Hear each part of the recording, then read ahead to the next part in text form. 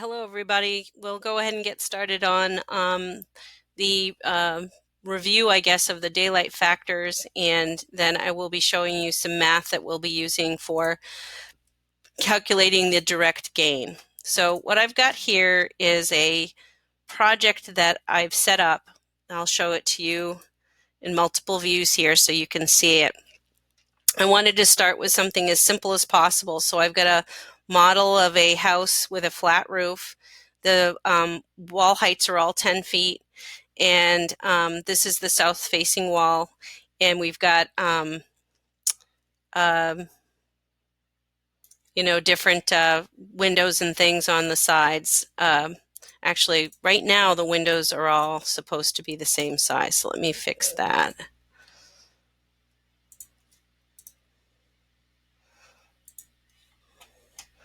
And put them all at the same head height.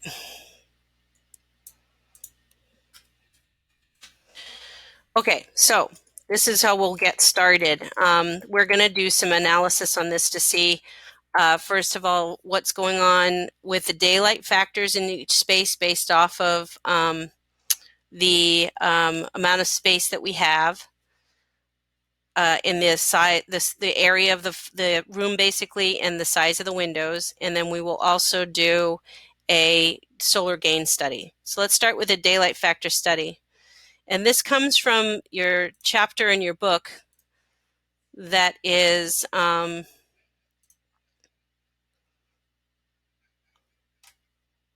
have it all uploaded and scanned from your book so we can reference the same things. So the Green Studio Handbook, I am specifically looking at just the section on side lighting. You can read further and take a look at the sections on top lighting and light shelves and things, but I took this formula here in your book, and what this formula is doing is figuring out how much square footage of window area you need based off of a daylight factor target. But we can also use this formula in another way, and that is to determine what is our daylight factor given our floor area and given the windows we already have. So this is, if you're trying to design where you want your windows to be, you're going to use this formula. And if you already have windows placed and want to find out what does the resulting daylight factor end up being, we would use a different formula, which is basically isolates daylight factors and converts the formula to be able to do that. So if we go back to the Revit sheet, I have used my own abbreviations here. AW is the area of the window. AF is the area of floor. F is either the 0.2 or 0.1 for the average or minimum window apertures, daylight factor that you're achieving or trying to go for. So I'm going to use the average one for 0.2. And then DF is the daylight factor. Okay, so the formula to figure out or calculate the area of windows for a target daylight factor is the same formula that we saw in the book, but using my abbreviation so we could keep track of what they mean a little bit better. And then if you have the reverse situation where you have a layout like this and you want to know what is the daylight factor going to be in the living room, dining, and kitchen based off of the windows that I have here, then we can use this formula, which is daylight factor equals the area of the windows times the average daylighting times the square footage of the floor. So if I take the living, the dining, and the kitchen area, it's got 618 square feet. And I'm not even bothering with these two windows on the side. I'm only interested in the windows that are showing up on the front here on the south side. If I use this formula, daylight factor equals 208 is the size square footage of the two windows that I have in the front. If we look at the south side and I highlight just one of those curtain wall windows I've created, you can see the area is 101 square feet for just one, and I've got two of them. And I didn't even calculate this in here. So this is just to estimate, okay? You can be a little bit more specific and include those dimensions as well. So I just used the 208 for the 2 large windows. Multiply that times 0.2 for average daylight, and then divided that by 618 square feet. And so my value that I got from that calculation was 0.067 or 6.7% daylight factor. And if we reference the book again, the book has a page that indicates I actually didn't scan that page, sorry, but the book has a page. I can tell you what page it's on in here. It's on page 82 in your book that identifies what do those percentages mean for daylight factor. And any space with a daylight factor greater than 5%, a room will feel vigorously daylit. Depending on the task at hand, electric lighting may not be necessary during daylight hours. And that's probably desirable in this living, dining, and kitchen area, since it's probably going to be used a lot during the day. So I would say that that daylight factor is working for that space. So then the second study I did was the bedroom. I wanted to find out what's the daylight factor in the bedroom. So let's take the master bedroom. We're going to do the same thing. We're going to take the area of the windows as 24 square feet, because we have 2 windows here that are both 3 feet by 4 feet in size. So they're 12 square feet each. So 24. And then the area of the floor is 255 square feet. And then I want to, again, go for an average daylight factor or average daylight of 0.2, using the 0.2 value. That you have either 0.2 or 0.1, remember.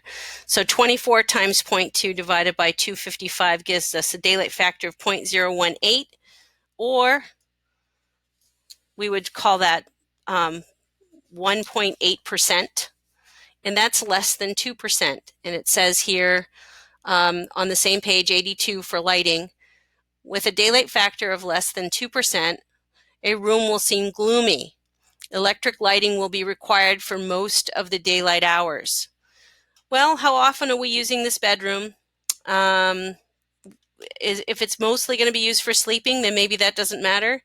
If it might be being used for some office work or anything like that, depending on how it's furnished, then maybe we need a little bit more daylighting. And one of the ways that you can bring in more daylighting is to perhaps add some top lighting, which is a good choice in that area to add natural light while maintaining privacy.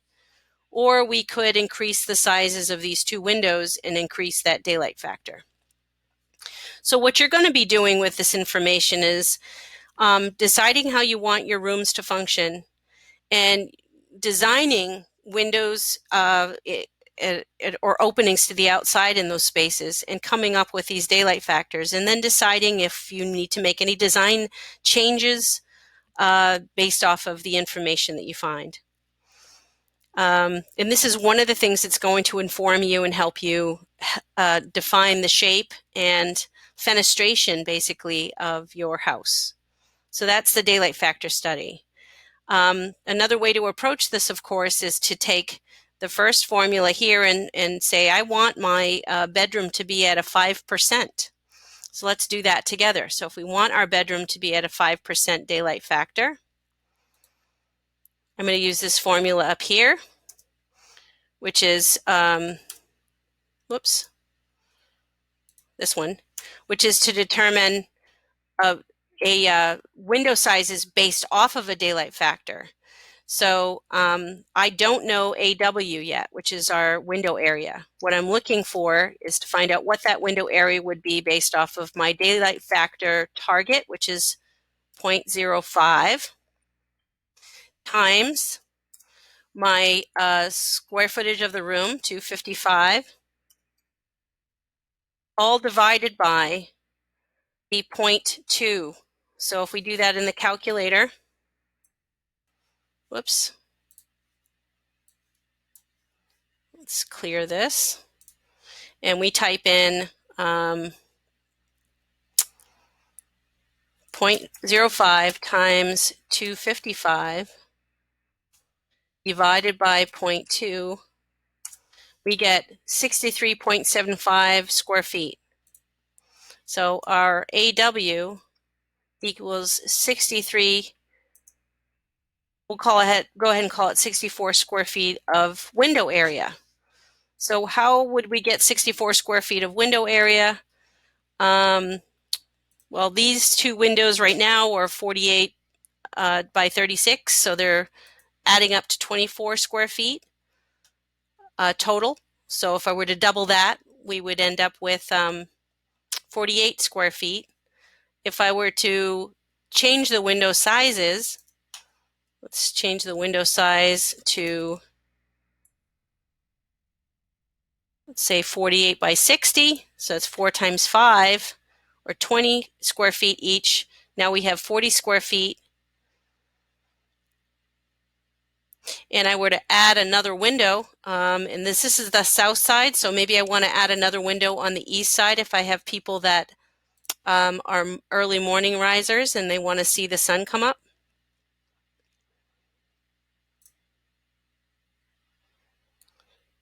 Oops. So let's put those two windows in. So now I have 1, 2, 3 windows that are each 20 square feet apiece. So I now have about 60 square feet, which is going to be close enough to that daylight factor target that I'm looking for. If you're not too happy with the fact that we've now changed the side of the windows here and reduced the privacy in the bedroom, we could change these window types and still achieve the same square footage by maybe perhaps using an awning window type, and picking an awning window that's nice and wide but has a higher sill height that achieves close to the same square footage but brings privacy into that space. So those are the decisions you have to make, and those are the ways that you can figure out, how do I get more light in here and make that closer to a 5% daylight factor if you want that to be a lot brighter in that space.